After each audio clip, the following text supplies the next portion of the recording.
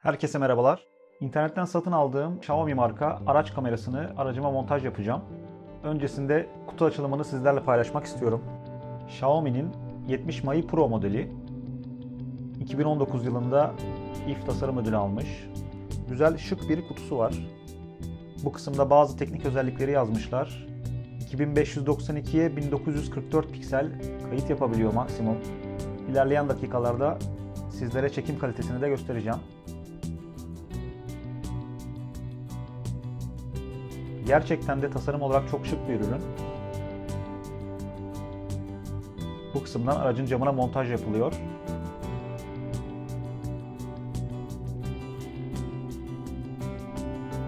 Kutu içeriğini incelersek, cama montaj yapmak için 2 adet telefon ekran koruyucularına benzeyen şeffaf stickerlardan çıkıyor. Bunları aracın camına yapıştırıp cihazı bu jelatine yapıştırıyoruz ki hem sökmesi kolay olsun gerektiğinde hem de aracımızın camına herhangi bir yapışkan izi bırakmasın.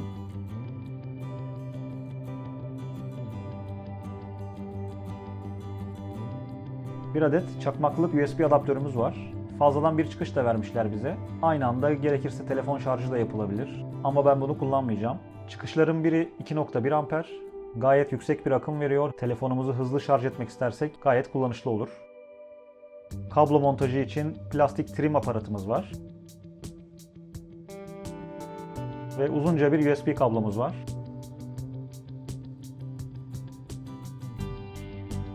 Zaten cihazımızda tek bir USB girişi var. Enerjiyi buradan alıyor cihazımız. Bu kısma istenirse GPS adaptörü de takılabiliyor ara bir parça olarak. Ama benim aldığım pakette GPS dahil değil. Kutu içeriğimiz bu şekilde. Ben ekstradan bir parça daha temin ettim. Bu iki uca da kırmızı artı, siyah eksi şeklinde 12 volt vereceğiz. Ama benim tesisatımda kontak 2 konumunda buraya enerji gelecek. Bu çakmak girişine Xiaomi'nin adaptörünü bu şekilde takacağım. Belki buraya bir bant atarım. Kontak 1 ve araba stop halindeyken kameraya bir enerji gelmeyecek. Kamera da zaten bu şekilde park moduna giriyor. Park modunda bir hareket, bir tehlike algıladığında, bir sallantı algıladığında otomatik kayıt yapıyor ve kilitli dosya olarak kaydediyor. Ve bu şekilde bir kayıt olduğu zaman arabayı çalıştırdığımızda sesle uyarı veriyor. Yani bir etkinlik oldu, lütfen bir izleyin, bir bakın diye ilk açılışta uyarısını yapıyor.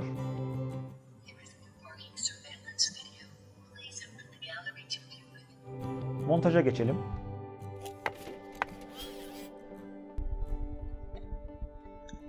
Bu arada ben kamerayı arka cama montajlayacağım. Ön cam için farklı bir kamera sipariş verdim. Onun da montajını sizlerle paylaşacağım. Arka cama sağdan soldan tam hizalı olacak şekilde kameramı tam buraya montajlayacağım.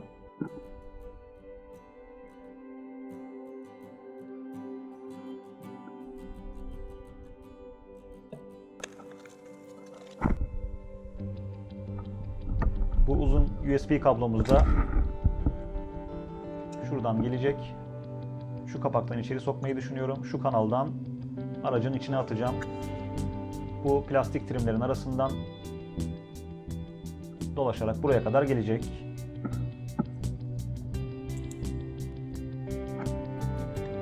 Şurada benim daha önce çektiğim tesisatlardan artı 12 volt var. Dediğim gibi kontak 2 konumunda burada enerji oluyor. Bana da lazım olan bu zaten. Kontak 2 konumunda artı 12 volt. Bu kablo aslında ön taraftaki sigorta kutusundan geliyor. AC2 yani kontak 2 konumunda enerji olan bir hattan paralel bir kablo gibi düşünebiliriz.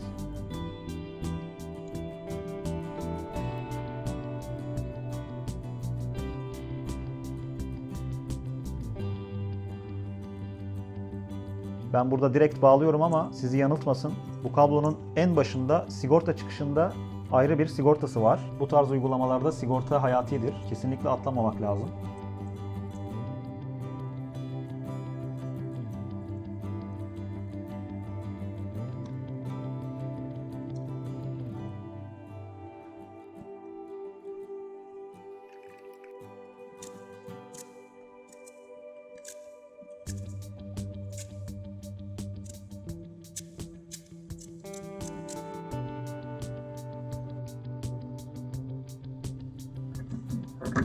Önce kablomu şu aradan geçireceğim.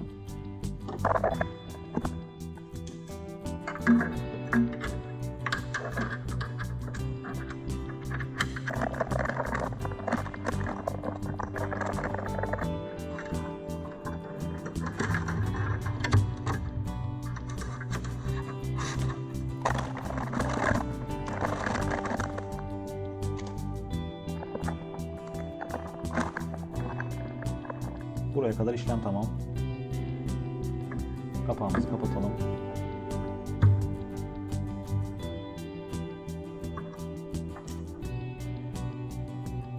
Körükten de geçiriyorum.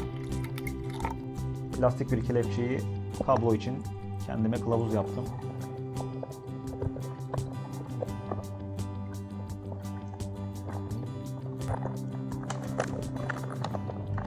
Bu kısım da tamam.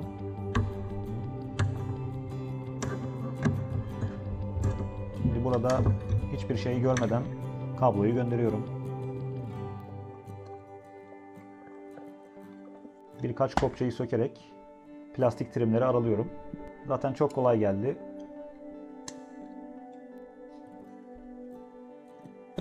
Buradan alt kısmı alıyorum. Bagaja çıkan ufak bir delik var.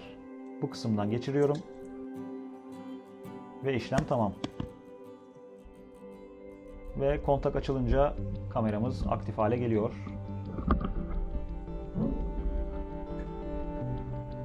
Dışarıdan neredeyse hiç görünmüyor. İçeriden de bu şekilde.